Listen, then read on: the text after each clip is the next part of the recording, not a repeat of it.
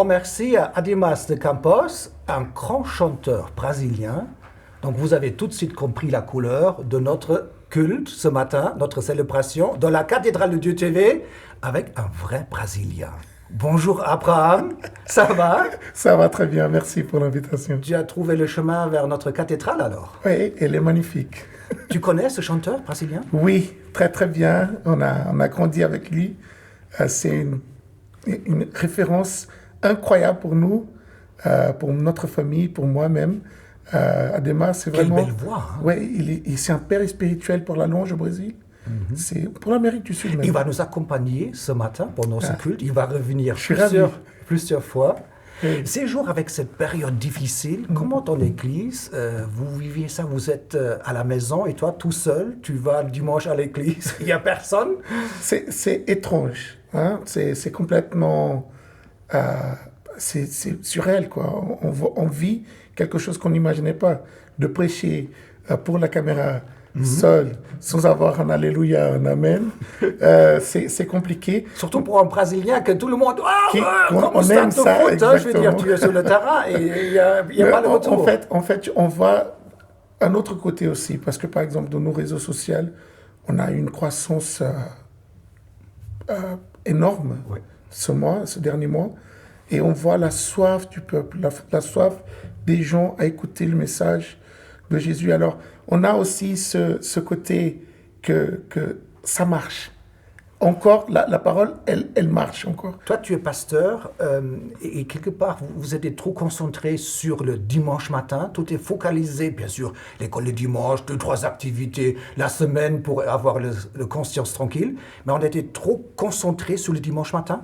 Oui, et tout a changé. Je vois qu'aujourd'hui, aujourd'hui, je pense on vit maintenant dans ce moment le plus grand shift de communication et de médias que le monde a vécu dans les dernières 500 ans. Aujourd'hui, je pense que la réforme protestante, et aujourd'hui, c'est vraiment les grands changements de l'Église. Et c'est pas seulement positif, parce qu'avec les caméras de surveillance, avec les logiciels, les apps qui nous disent où il y a le virus et pas, on est venu aussi dans un état de surveillance, de communication. C'est vrai, mais si on voit bien avec la 500 ans en arrière, j'aime beaucoup l'histoire. Alors, pour moi, je vois que dans tous les temps de changement, de grands changements, il y a une grande crise. Et je crois que dans ces crises aussi, il y a une opportunité. Ouais. Et dans cette tension-là, la parole de Dieu nous donne la liberté d'apaiser l'esprit, de tranquilliser la plupart des gens qui sont dans le désespoir. Et je crois qu'aujourd'hui, c'est le moment de l'Église. Donc pour toi, c'est comme avec Luther il y a 500 ans, que tout à coup, l'imprimerie était prête pour Exactement. imprimer la Bible pour la première fois pour toute une population. Tu vois ça comme une chance, cette communication que enfin, boum, on peut toucher tout le monde. Oui. Et exactement ça, non? Par exemple, on a une église, on a une assemblée de 200, C'est pas mal, hein? 200, 300 personnes. Aujourd'hui, dans un culte, quand on finit le live, on a 1000 visualisations. Combien? On a touché 1000. On a touché... Non. Oui, on a Tu touché... fais la concurrence ici à la cathédrale de Dieu TV, dis donc. Tu peux pas nous prendre... Non mais attends, véridique. C'est énorme, c'est énorme. Nous avons vécu maintenant ce dernier mois une croissance de presque 6000% de nos réseaux sociaux. Alors c'est quelque chose qu'on n'attendait pas. C'était complètement au dépourvu, c'était là. Mais on regarde des témoignages des gens qui sont partout dans le monde, qui reçoivent la parole. Et arrives-tu de prier à travers ton petit ordinateur que Oui. tu dis maintenant je fais une prière. Tu dis attention, fermez les yeux ou pas. Tu arrives de prier à travers ton appareil. Et c'est ça... Mais attends, tu arrives? Oui, et c'est ça que je ne m'imaginais pas faire 3 mois en arrière. Ok, on a quand même un culte le dimanche matin. Nous avons 2 prédicateur, on a même une femme prédicateur. Attention, aujourd'hui, oh là là, restez avec nous, restez avec nous, restez avec nous. Mais avant, madame va prêcher, attention, hein, ça va être super. J'ai une vidéo, on regarde ensemble, tu me dis qu'est-ce que tu penses.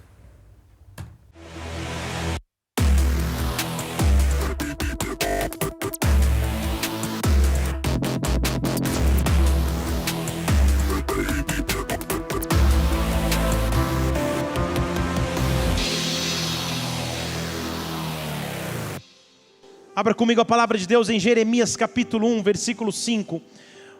Um dos versículos mais conhecidos das Escrituras. E é com ele que eu quero começar hoje. Jeremias 1, 5. Glória a Deus.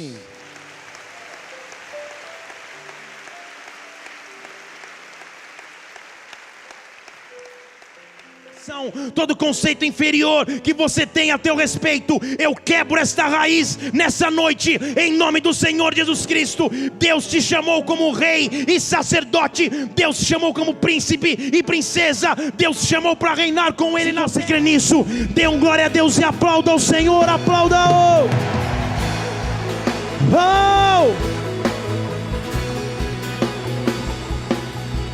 Vai cuidar de ti. Deus vai cuidar das tuas preocupações. Aquilo que Deus diz a teu respeito, antes que você pudesse ser formado, Ele já tinha te colocado um propósito. Vai na paz do Senhor. Deus te abençoe em nome de Jesus. Aleluia!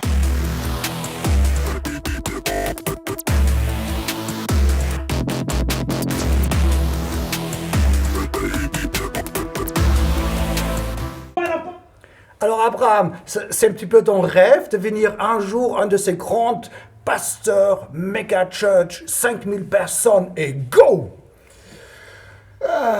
Oui, dis-le. C'est mon moment de vérité, avant que tu prêches à côté. Hein. Mon objectif, c'est avant tout de partager le message. Je pense qu'aujourd'hui, comme je vous ai dit, tout a changé, tout a basculé. Si vous avez posé cette question il y a une année, tu aurais dit, ouais, je dirais oui, on y va, je suis à fond. Mais aujourd'hui, avec ce changement de timing, de saison dans le monde, je pense qu'aujourd'hui, quelqu'un qui est dans le salon peut avoir cette multitude partout dans le monde. Et surtout, toi, tu peux prêcher au salon, à la maison. Maman est à la cuisine et Abraham, il prêche au salon. Devant je prêche au salon. Personnes. Mon épouse fait la cuisine merveilleusement. C'est pour ça que je suis un peu... et le message passe quand même. Alors, je pense qu'aujourd'hui, il y a un shift de mentalité incroyable. Mais une chose que je veux de cette méga church, si on pourrait dire, c'est l'impact qu'elle donne à la société. Et ça, aujourd'hui, je crois qu'on peut encore le faire. Il faut les deux. Hein. Oui, parce que avoir un grand nombre de personnes dans un culte, ok, mais qu'est-ce que l'Église fait après le culte? C'est ça que aujourd'hui est dans mon cœur. Mais les méga church, c'est important pour donner un signal à la société. Exactement. Ils ont installé 4-5 caméras, donc dans le monde entier, sur le net, ils ont à disposition, comme nous on a téléchargé. Ça, c'est une des églises. Pour les deux, je fais même un petit coucou à Pasteur Hamilton, les gens de Bola-Ginevi, qui sont incroyables. Apôtre Rina, c'est un homme de Dieu. Mais dans notre cas au Brésil, il y a une centaine, même un millier d'églises à ce niveau-là. Et je crois qu'aujourd'hui, l'impact qu'on a au Brésil, c'est plus social que même de nombre ou glamour d'église. Vous comprenez? Alors, nous avons quelqu'un qui nous attend sur le deuxième plateau, tu vois, donc on est confiné, on garde nos 3-4 mètres de distance, oui. Et on a quelqu'un de magnifique sur l'autre plateau qui nous attend, ou moi j'attends plutôt que l'autre. C'est Amirani. Pourquoi elle est là? Tu connais? Je la connais. Et vous allez vous surprendre. Ok. Amirani, tu es prête sur l'autre plateau? Oui, je suis prête. Alors, avant que tu vas annoncer la bonne parole, on aura encore un petit peu de musique avec notre ami. Ademar de Campos. Musique avec lui. Yes. Maintenant, nous donnons la parole à notre jeune oratrice. C'est à toi. Bonjour à tous, je suis très contente d'être ici parmi vous, qu'on puisse partager la parole tous ensemble. Malgré cette période de confinement, je pense que la parole de Dieu n'est jamais finie et puis on peut continuer à la partager. Donc, j'aimerais vous partager aujourd'hui la parole sur l'histoire de Joseph. Joseph, c'est un jeune homme qu'on connaît pratiquement tous. On le connaît par son histoire. Il a été vendu par ses frères, ramené à la maison de Potiphar, accusé par la femme de Potiphar et finalement mis en prison injustement. Et je pensais sur cette parole et je me disais des fois, Joseph est en train de vivre un petit peu la même chose que nous, ou nous, on vit la même chose que Joseph. On n'est peut-être pas emprisonné dans une prison, mais on se sent un petit peu emprisonné dans notre maison. On doit être là, sans bouger, se reposer, regarder la télé et manger. Mais je pense que cette période de repos n'est pas là par hasard. Pendant que je lisais la parole, je cherchais un moment où Joseph pouvait se plaindre de l'injustice d'être enfermé en prison alors qu'il n'avait rien fait. Il avait un rêve de Dieu, il avait ce rêve qui lui tenait à cœur de pouvoir grandir. Et peut-être que toi, en tant que jeune, tu peux te poser aujourd'hui la question en disant « Je suis à la maison, j'ai rien à faire, je me sens un peu inutile ». Avant, j'allais à l'école, j'allais au boulot, je faisais ça, je partageais la parole, et là maintenant, enfermé chez moi, je ne peux pas. Mais Joseph nous enseigne quelque chose de très bien. Il est enfermé en prison, et malgré ça, il partage la parole de Dieu. Dans la parole, c'est écrit que Dieu a mis de la faveur en lui, de la grâce, à tel point que le chef de prison l'a mis en une position de pouvoir gouverner les autres prisonniers. Et pendant que je louais le Seigneur pour cette parole, je voyais une grande fenêtre ouverte. Et je la voyais depuis l'intérieur. Moi, à l'intérieur, il y a une grande fenêtre qui s'ouvrait. Et cette fenêtre, elle me disait, Dieu me parlait à partir de cette fenêtre et puis me disait, c'est le moment d'ouvrir les fenêtres de chez vous pour que la gloire puisse passer. Peut-être que tu ne peux pas ouvrir la porte de chez toi pour sortir et pour prêcher, mais tu peux ouvrir la fenêtre à travers de tes réseaux sociaux, à travers de tes dons, si tu sais chanter à travers de la louange, si tu sais dessiner à travers de tes dessins. Et je peux vous donner témoignage que cela arrive. Moi, j'aime beaucoup dessiner, mais je dessinais un jour oui, une semaine non. Et voilà, c'était pas assez, ça revenait pas beaucoup dans ma vie. Enfin, je faisais beaucoup plus d'autres choses. Et ce temps de confinement, c'est comme si Dieu m'avait dit « T'aimes dessiner, je t'ai donné ce don, fais-le et partage-le ». Et je dessine beaucoup plus, je le partage, je fais à travers des dessins ce que Dieu me demande et je les mets dans les réseaux sociaux. Et ce message m'a beaucoup, pendant que je lisais cette parole, ça m'a beaucoup touchée parce que je me suis beaucoup identifiée. Et en tant que jeune, il faut qu'on puisse ouvrir notre fenêtre spirituelle, notre fenêtre de montrer aux gens nos dons, nos compétences, parce que Dieu n'a pas oublié les rêves qu'il a lui-même donnés à Joseph. Il les avait accomplis. Il les a accomplis au bon moment. Joseph, il est sorti finalement de prison. Il a interprété les rêves à Potiphar. Et à ce moment-là, il est dans la position que Dieu lui avait promis d'être. Et j'aime beaucoup, et j'aimerais finir avec ça, j'aime beaucoup quand les frères de Joseph arrivent dans ces moments de pauvreté, de sécheresse, de manque d'alimentation en Égypte. Ils arrivent, ils mangent avec ses frères sur la même table et ils ne le reconnaissent pas. Et j'aimerais te dire quelque chose. Ce confinement, il est appelé à nous changer. Nous, croyants, nous chrétiens, nous, on suit Jésus et il est appelé à nous changer à tel point qu'on soit méconnaissable pour les autres. Quand tu puisses sortir de ce confinement, de ces jours de repos, de cet enfermement, que tu sois changé à tel point que tu puisses montrer la gloire de Dieu, que tu sois méconnaissable pour les autres, que quand tu arrives à l'école, tu puisses dire « Hey, moi je connais quelqu'un qui peut te donner une parole de soutien, je connais quelqu'un qui est mort pour toi dans la croix ». Et nous devons être à ce point-là méconnaissables, que je ne sois plus moi-même, mais que le visage de Jésus puisse se montrer à travers de moi. Donc, j'aimerais finir en priant que tu puisses connaître ce Jésus, en priant que ce changement dans ton intérieur puisse être révélé. Sors tes dons, n'aie pas peur, ce que Dieu a déposé en toi, il est là par un but. C'est ta destinée, c'est son projet à lui. Ne le vois pas comme quelque chose d'humain, c'est quelque chose de puissant, c'est quelque chose de spirituel, ça va au-delà en fait. Donc toi, jeune ou pas jeune qui nous regarde, j'aimerais te motiver à connaître ce Dieu de puissance, ce Dieu qui accomplit ses promesses et que comme toi, comme nous, on est en confinement là maintenant, on puisse sortir, une fois qu'on puisse ouvrir notre porte, sortir et être méconnaissable en dehors, pour que quand la quantité des âmes arrive dans l'Église, parce que j'aimerais te dire que cette période-là permet que les personnes soient un petit peu plus flexibles à écouter, à nous écouter en fait, à écouter l'Évangile, parce qu'ils ont peur, des autres personnes ont de l'anxiété. Et c'est le moment précis pour dire aux personnes, il y a quelqu'un qui peut t'aider, il y a quelqu'un qui peut te sauver. Et puis, il faut que nous, on soit là, à aller pouvoir les recevoir avec les bras ouverts et donner l'amour que Dieu a déposé en nous. Aujourd'hui, j'aimerais bien prier avec vous. Seigneur, nous te remercions pour ce jour. Nous te remercions parce que tu nous as confrontés à ta parole, Seigneur, et nous savons que tes promesses vont s'accomplir dans notre vie.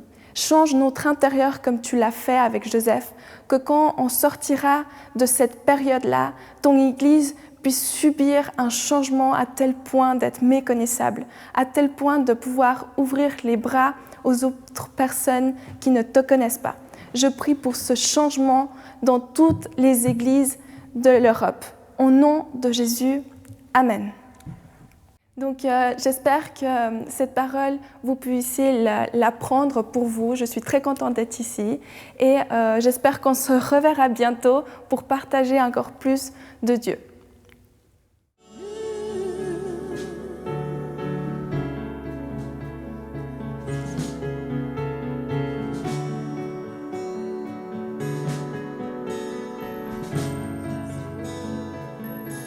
Meu coração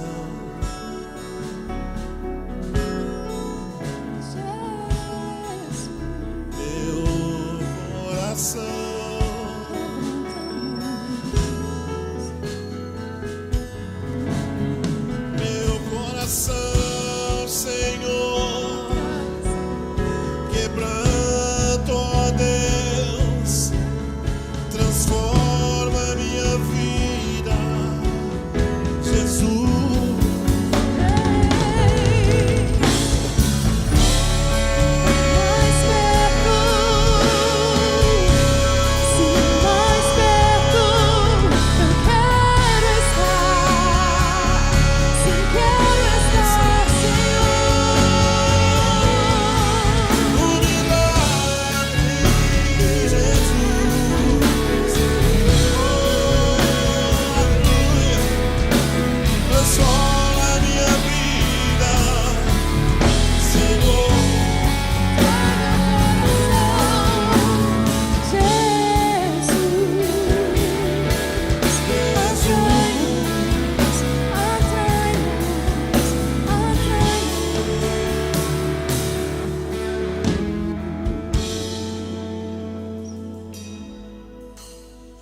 Quebranta o meu coração.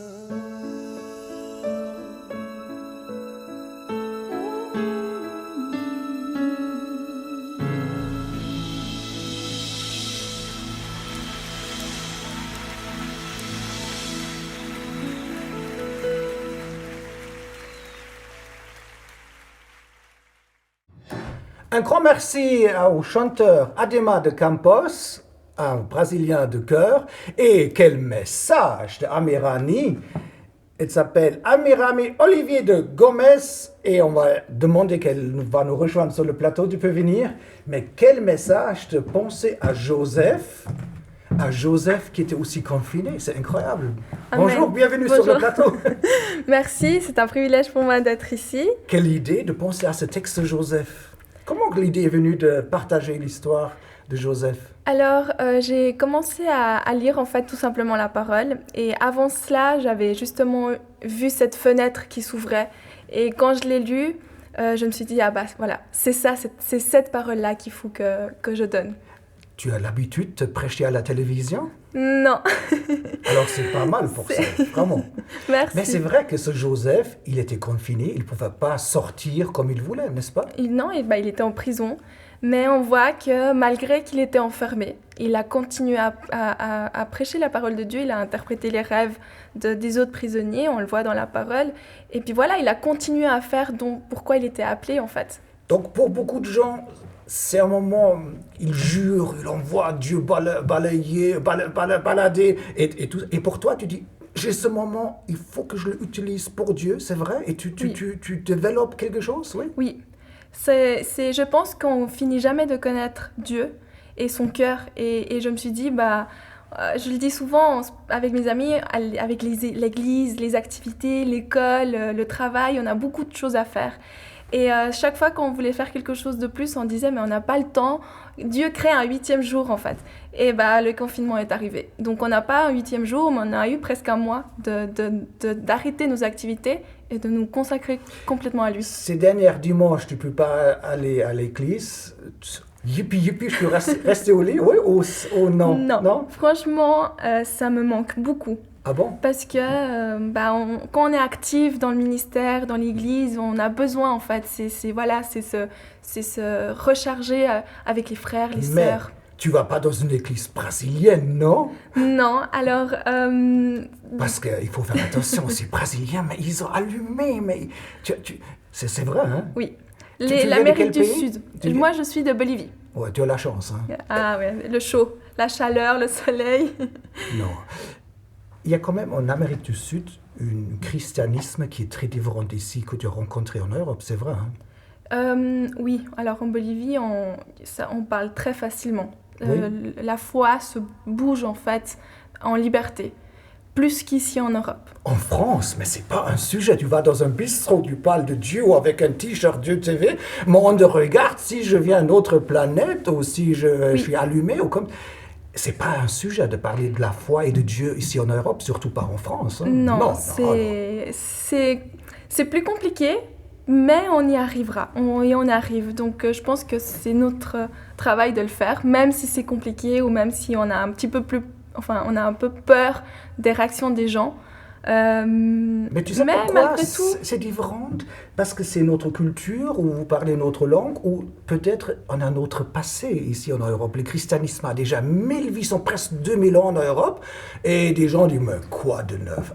Arrête l'histoire, l'Église, elle n'a rien ramené de nouveau, laisse-moi tranquille avec ton histoire. Et en Amérique du Sud, il y a quelque chose, un renouveau. Oui, mais je pense que c'est là le problème, c'est qu'on s'attache beaucoup plus à l'histoire et au passé, au lieu de vouloir expérimenter quelque chose de nouveau et de réel en fait. Pas l'histoire, mais une vraie présence. Donc peut-être il faut à ce moment-là lâcher l'histoire en fait. Lâcher. J'ai une vidéo, tu verras, j'ai une vidéo peut-être... Tu aimes bien le foot? Oui, j'aime bien le foot. J'aime bien regarder, jouer un peu moins. Ah oui, c'est vrai. Oui. Tu sais, en Brésil, les gens arrivent à remplir les stades de foot pour faire incroyable. des cultes. C'est incroyable. Tu veux voir cette vidéo? Je te montre, regarde.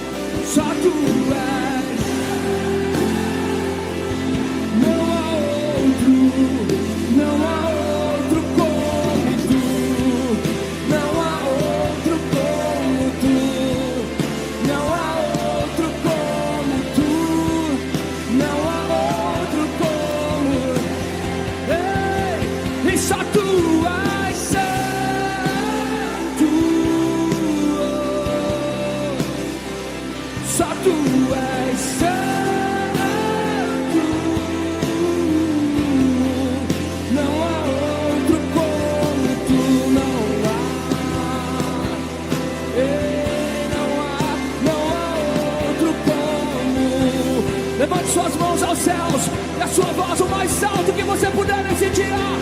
Só tu és.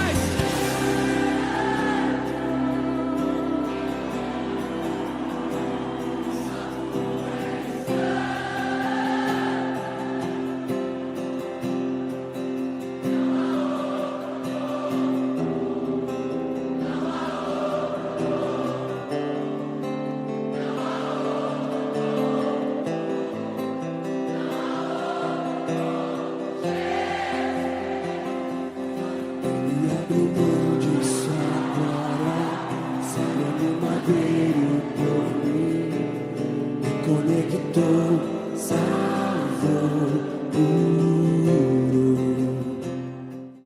Santo, Alléluia. Et tu vois, plus que 50 000 personnes dans un stade de foot, au lieu de jouer du foot, ils font un culte, une célébration. Incroyable. Non mais attends. C'est incroyable, c'est impressionnant et moi je crois qu'on pourrait faire ça ici en Europe. Je pense que alors tu es il faut. brésilienne, alors là, pourquoi j'ai la peine à imaginer que ça, au Stade de France, 50-60 000 personnes, on va remplir, chanter des grands Alléluia. Tu crois que c'est possible? Moi je pense que c'est possible. Par la foi, on y arrive.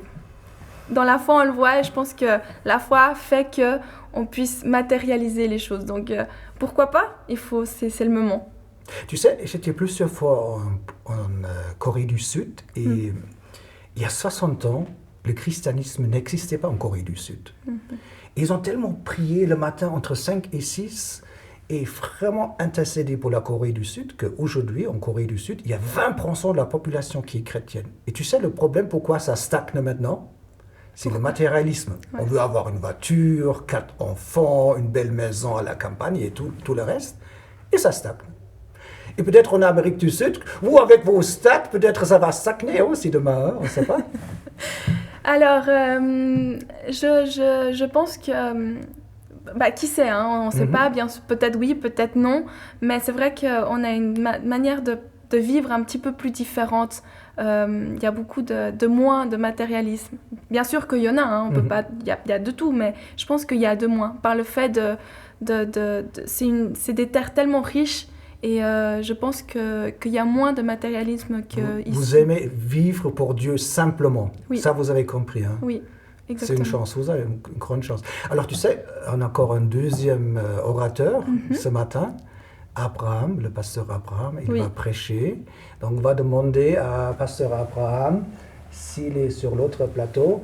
Abraham, tu es prêt sur l'autre plateau pour annoncer la bonne parole? Oui, je suis prêt. Mais avant, on aura notre chanteur brésilien. Tu vas te calmer encore 2 minutes. Okay. Musique.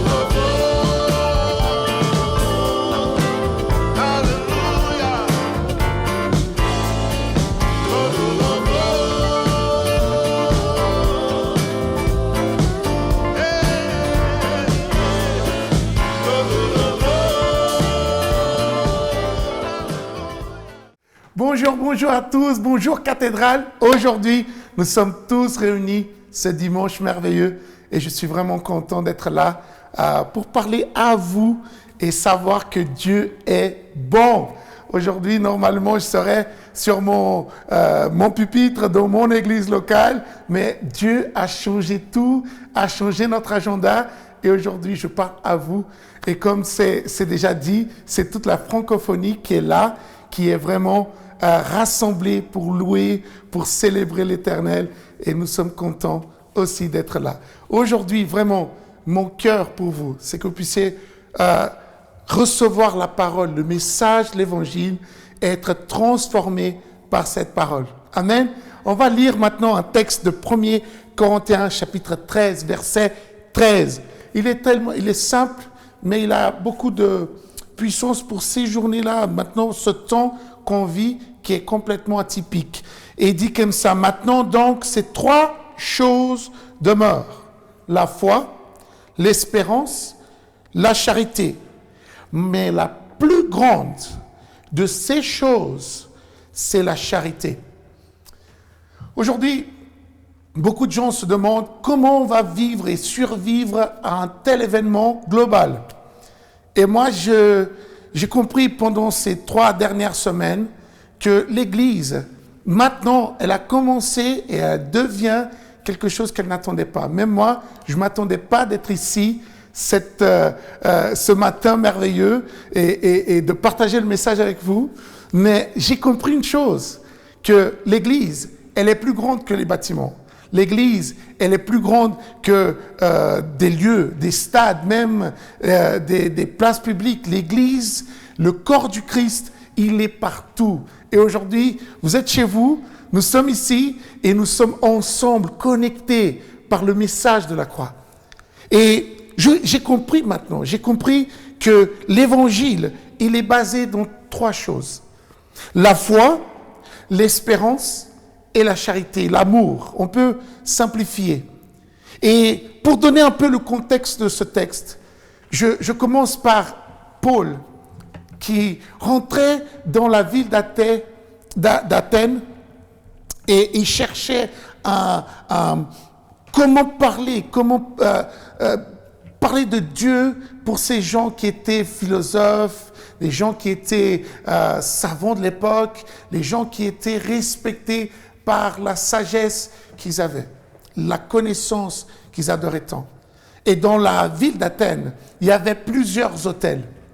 Et dans un hôtel, répète encore, pardon, dans un hôtel, il y avait écrit à le Dieu méconnaissable, à un Dieu qui n'existe pas, à un Dieu invisible. Et Paul, avec sagesse et aussi courage, commence à parler de ce Dieu invisible. Et il commence à parler de Jésus, de son sacrifice à la croix. Il commence à parler du Dieu d'Abraham, Isaac et Jacob.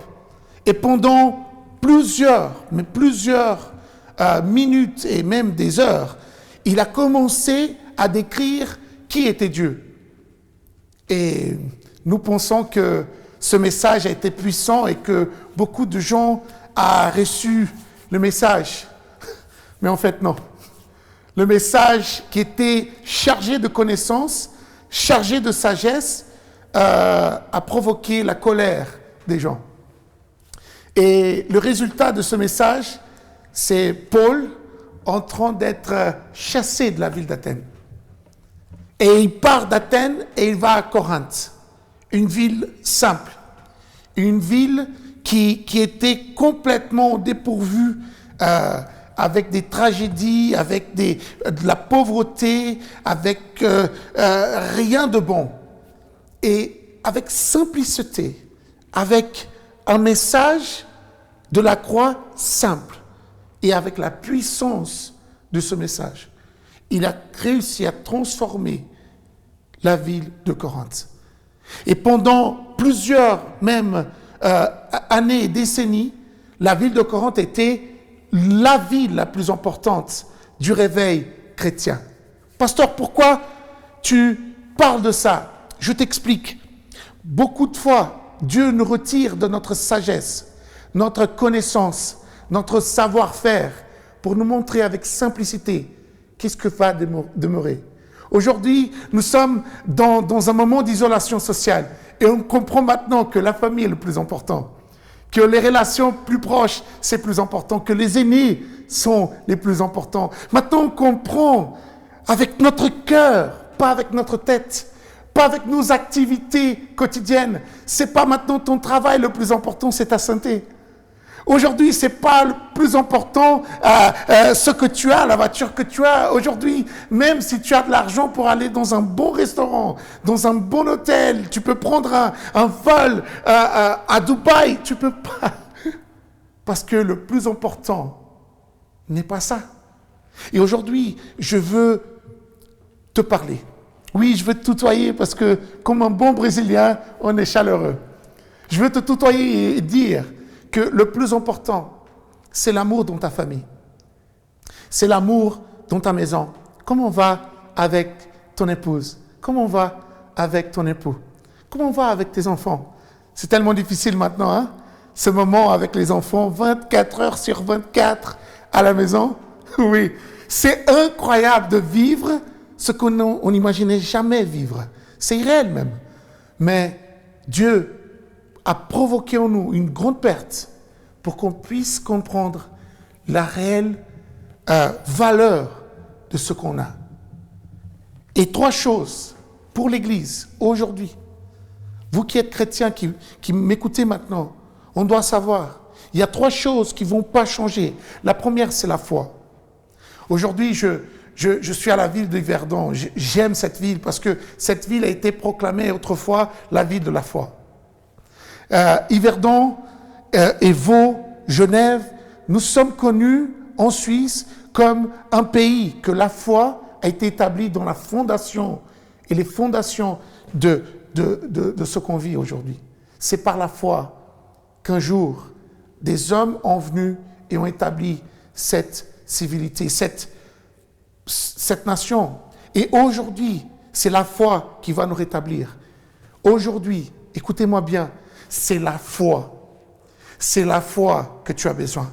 Pasteur, ma foi est faible, ma foi est petite. Jésus a dit, même si ta foi, elle est petite comme une graine de moutarde, et comme j'aime la moutarde, si ta foi est petite comme une graine de moutarde, tu pourrais dire à la montagne, sors de là, et amène-toi là-bas, elle sortira.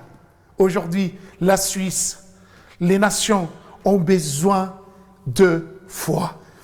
Tu as besoin d'avoir la foi. Pasteur, je ne sais pas comment, je suis faible, j'arrive pas à voir au-delà de mes problèmes, au-delà de mes soucis. Alors j'ai une solution pour toi.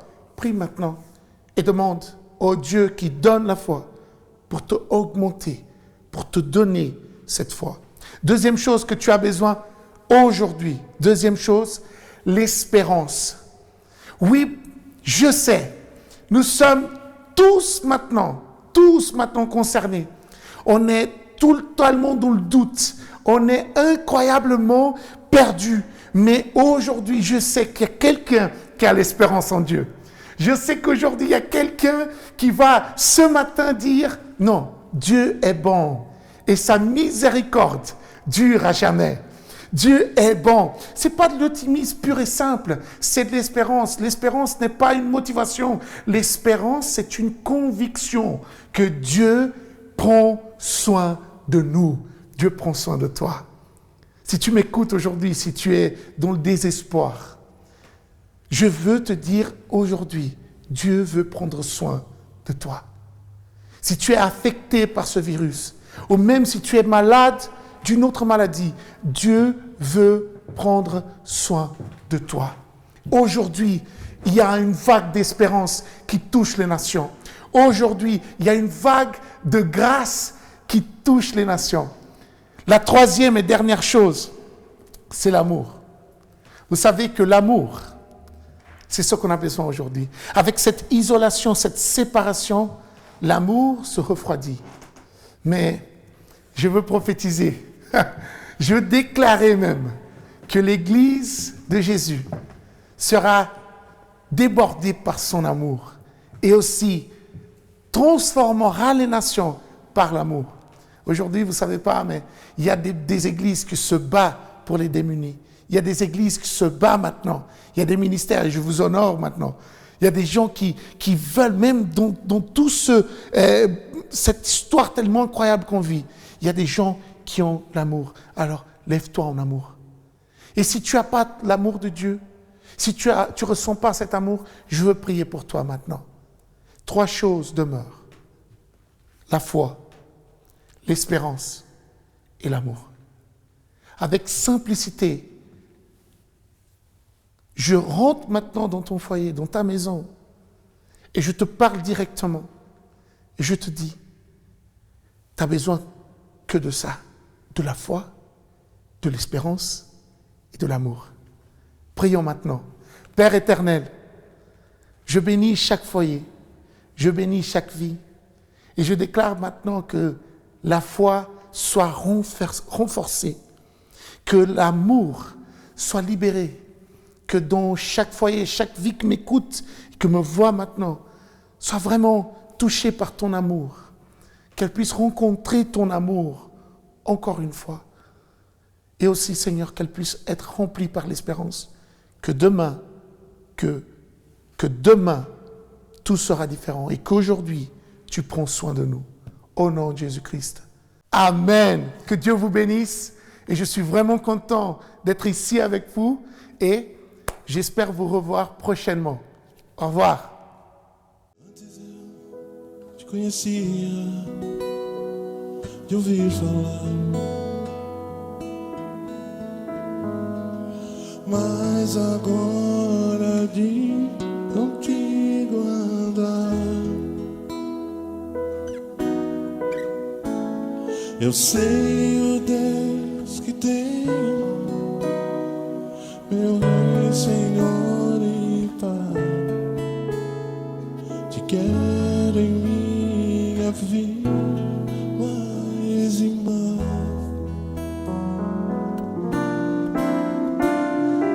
Antes eu te conhecia,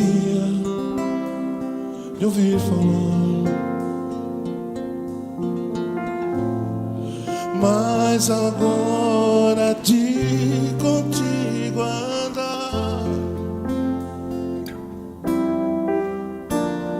Tu és meu bem supremo, meu Rei, Senhor e Pai. Me alegro em tua vontade mais e mais. Tu sondas e conheces meu coração, Senhor. Sabes, sou limitado, mas conto com teu amor. Sendo, pois, teu filho, venho te dar louvor. Que bom é tua vida, minha vida.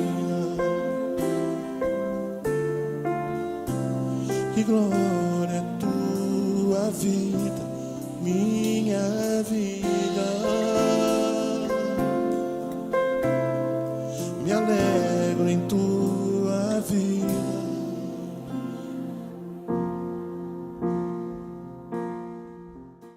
Alors, un grand merci à notre chanteur Adama de Campos. Et on va inviter surtout le pasteur Abraham Bezara de venir nous rejoindre sur le plateau. Un message pareil.